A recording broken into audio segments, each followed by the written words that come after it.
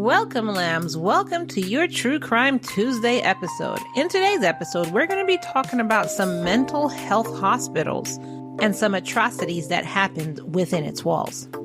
Before we begin, I want to introduce the new listeners. My name is Kai, and this is Love and Murder, Heartbreak to Homicide. Also, this episode and all my episodes are sponsored by my lambs in Patreon. Patreon.com/Love and Murder. If you want extras, if you want bonus episodes, if you want to support Love and Murder, head on over to Patreon and just go ahead and subscribe.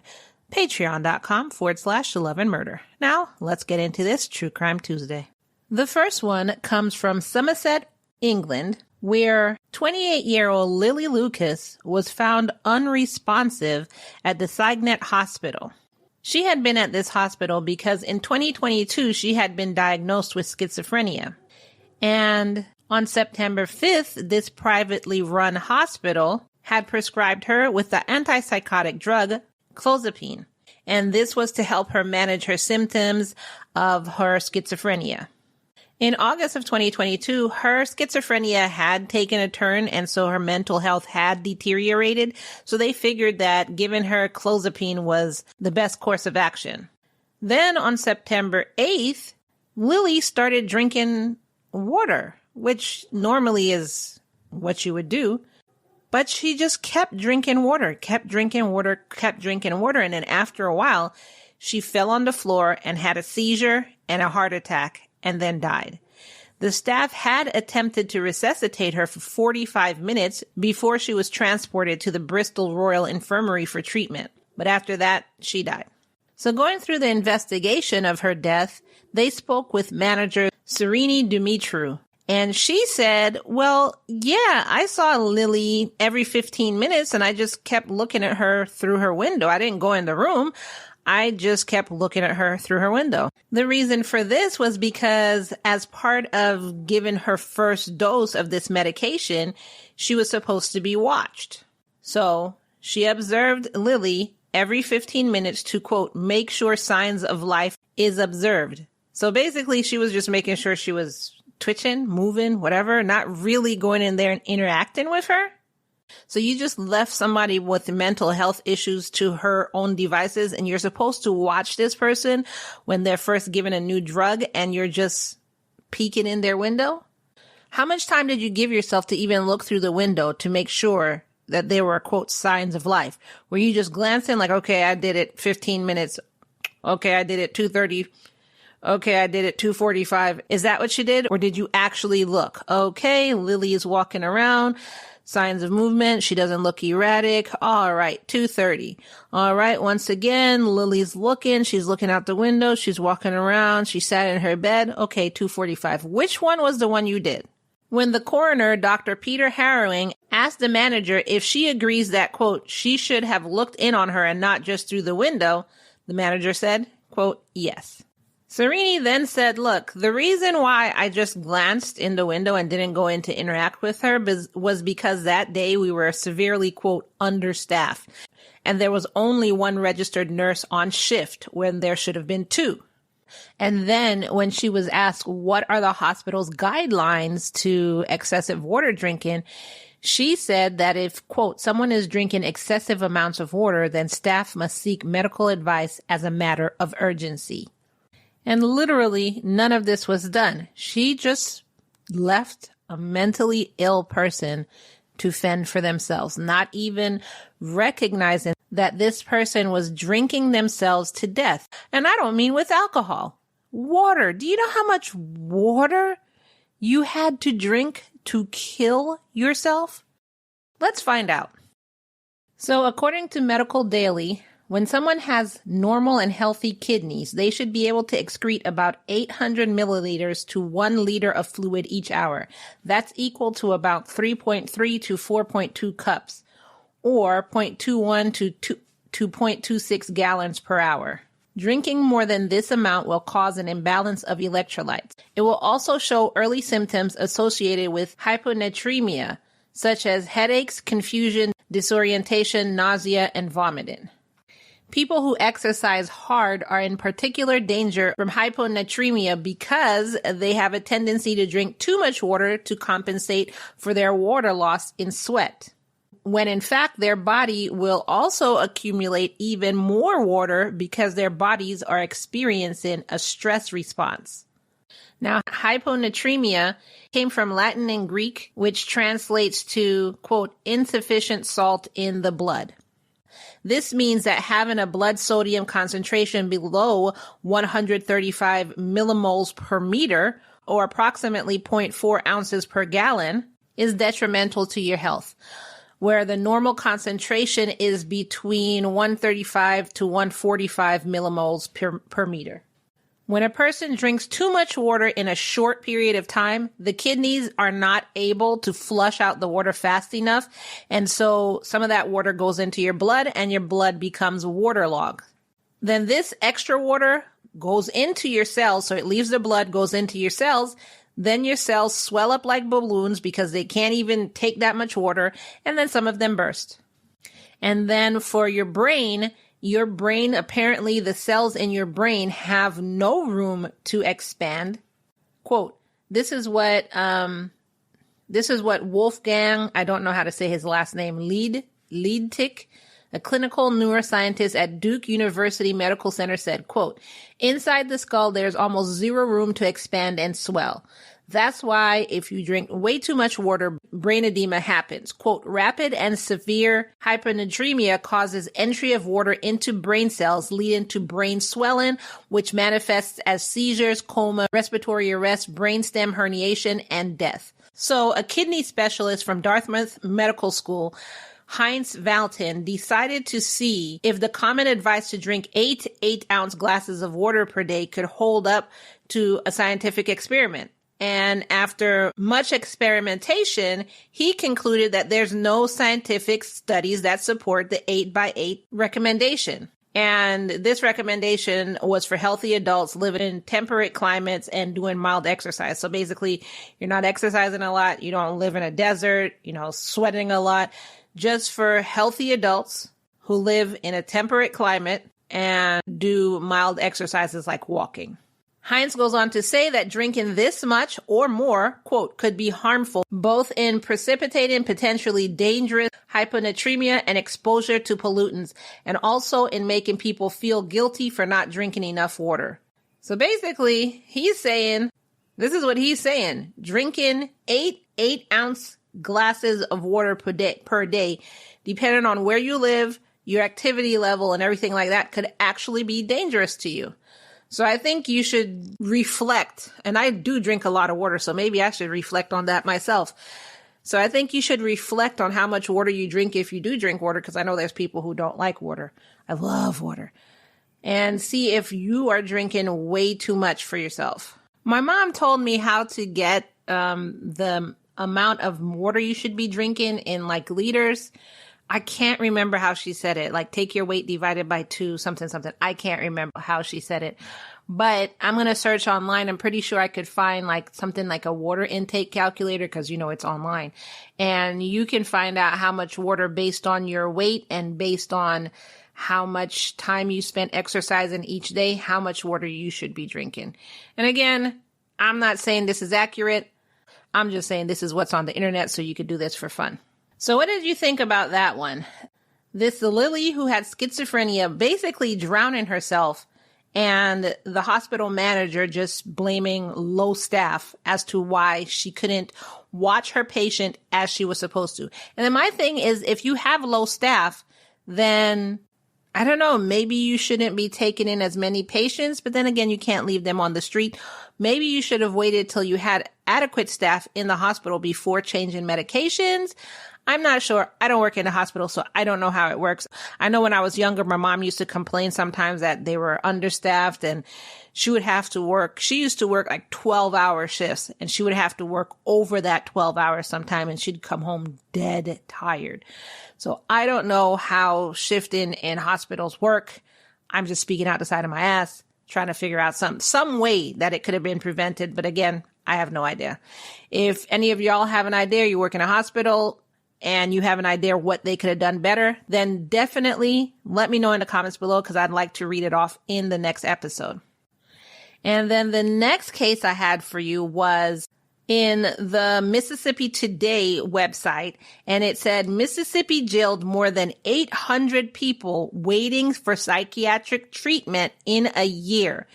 Just one of these jails in Mississippi meets state standards. So it starts off by saying apparently 14 years ago, Mississippi legislators had passed a law that required county jails to be certified by the state if they were to be holding people who were awaiting court-ordered psychiatric treatment. It's been 14 years that you're supposed to have gotten this certification from the state, and in 14 years, only one jail in the entire state of Mississippi is certified. Even so, that's not stopping them, because between July 2022 and July 2023, more than 800 people were in jail awaiting treatment. And they were not just in that one jail, they were all throughout the state. Basically, almost all of them were in uncertified facilities. Now, these two publications, ProPublica and Mississippi Today, has made it a habit of reporting on county officials who practice jailing people who have mental illnesses. Most of them haven't even been charged with a crime, and they just sit in jail waiting for treatment. So these publications started to ask about the law that was supposed to be in effect since 2009, and the state's attorney general's office said that, yes, quote, this is a mandatory requirement. The Department of Mental Health responded by sending letters to county officials across the state, encouraging them to stop holding people in uncertified jails. Also, the Department of Mental Health only oversees the state's behavioral health system and has no other responsibilities for the jail. So they have nothing else to do with the jail except for that. So even though this law went into effect, even though the Department of Mental Health is trying to get jails to comply, there is actually no funding to help the counties comply with this law. And even if they don't comply with this law, there are no penalties in place if they don't. So they're just like, what's going to happen? What you going to do? What you going to do? You ain't going to do shh. That's literally what they're saying. So part of the letter that the Department of Mental Health sent out was, quote, according to data collected in FY23, counties are placing people in jail pending admission to a state hospital instead of in a designated holding facility. We strongly encourage you to work closely with your local mental health authority. Contact DMH's Division of Certification to begin the certification process. Like, that's literally all they could send out. But again, the jail gets this. They're like, Ann, what you gonna do? You're not gonna do anything. Nothing's gonna happen to me if I don't do this, so I have other stuff to worry about. Now, it's interesting to note that under state law, counties are responsible for housing people going through the commitment process until they're admitted to a state hospital. And they are allowed to put them in jail before their court hearings if there's no, quote, reasonable alternative. So loopholes, just loopholes. So in trying to get this implemented, they're going out to the prisons, they're handing out notices and everything like that. Some prisons simply just didn't respond, and others said, yeah, I'm interested, but then they did nothing after that. By 2013, only 2 jails out of 82 counties, only 2 jails had been certified. And currently only one of them is, because the other one just fell off the certification. And I know you're asking, what does a jail have to do to certify to be able to hold mental health patients before they're transferred to a clinic? So they must offer on-call crisis care by a physician or a psychiatric nurse practitioner and must supply medications. Their staff must be trained in crisis intervention and suicide prevention. People detained during the commitment process must be housed separately from people charged with crimes in rooms free of fixtures or structures that could be used for self-harm. If they're going to be in a jail, they have to receive some kind of treatment in a semi-safe environment. And in speaking to some of the county officials, they said until recently, they weren't even aware of some of these requirements. So even though they weren't aware of some of these requirements, they were still routinely jailing people only because they thought they might need mental health treatment. So did you just think what they were going to just sit in jail and get better? I don't understand the game plan here. Even though you didn't know what you were supposed to do to get certified, or supposedly didn't even know you were supposed to be certified, why did you have these people just sitting in jail when they didn't even commit a crime? Just because they have mental health issues? And then it's also good to note that Mississippi appears to be the only state in the country where people awaiting treatment are commonly jailed without charges for days or weeks at a time. And they're put into the general population with everybody else. So there could be a sex offender. Now you have a schizophrenic in the jail cell with a sex offender. There could be a murderer. Somebody just went out and murdered somebody. Now you have somebody who has bipolar disorder or something, and they're in a jail cell with somebody who's a murderer. Mississippi jails are subject to no statewide health and safety standards. Many jails treat people going through the civil commitment process basically the same as those who have been charged with crime. They're shackled and given jail uniforms, and then they're held in the same cells as criminal defendants. They receive basically no medical care, and some jails even said they didn't have access, or quote, they couldn't access prescribed psychiatric medications. Now, without those medications, most people's mental health deteriorate even further. So if you have somebody with a hallucinogenic mental issues and they don't have these medications, what do you think is going to happen? Since 1987, at least 18 people who have been going through the commitment process for mental illness and substance abuse have died after being jailed. Most of them have died by suicide because you left them in the room with everything that they can use to self-harm. So when they were going through all of these processes to try and help the jails to upgrade their standards to be able to, one, certify, and two, hold these type of people who are not criminals, who just have mental issues, some people wanted to work with them, and some, it says, quote, sheriffs were frustrated. Some objected to being told that they had to upgrade their jails and train guards so they could care for mentally ill people. They didn't think they should be responsible for them in the first place. Quote, what do they expect of me? What they need to do is turn around and certify some places that are under mental health control so they can be responsible for it, not me. I mean, I can't really argue with him there. It shouldn't be the police's job. It should be the people who are under the mental health control department. So can't really argue with him there. Police can only do so much. Like, I find it funny, for instance, when people call police because there's a coyote running free. What do you want the cops to do? They're not animal control. They're police. People think police are responsible for everything. They're not. So I kind of agree with him. I do agree with him. They shouldn't be responsible for people with mental health issues. Maybe there should be something set up where you call 911. There's a mental health. You know how you can call 911? Well, in the United States, you can call 911. You can get the fire department, the ambulance, or the police. There should be a mental health line as well, where you call that line and maybe the police goes out to help contain the situation while the mental health professional is on site as well. Maybe that's what needs to happen. But in the meantime, they shouldn't be going into jails. If you're not equipped to handle these people and you don't want to handle these people, they should not be in the jail. There needs to be something set into place where there's a fire department, there's a police department, there's a medical department, and there's the mental health department.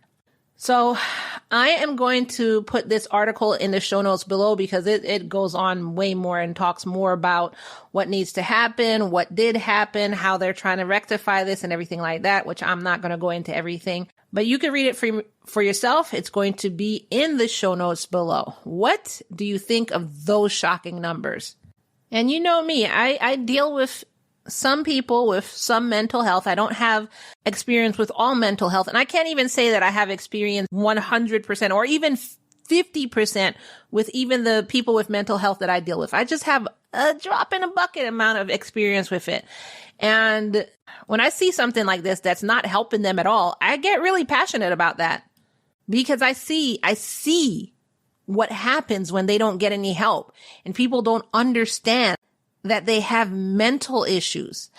Like once I had a police arguing with me that this person was on drugs and I'm saying this person, I know this person personally, they're not on drugs. Well, they're like, well, I've seen people on drugs and this person is, and I'm telling you this person is not on drugs. Well, look at pupils.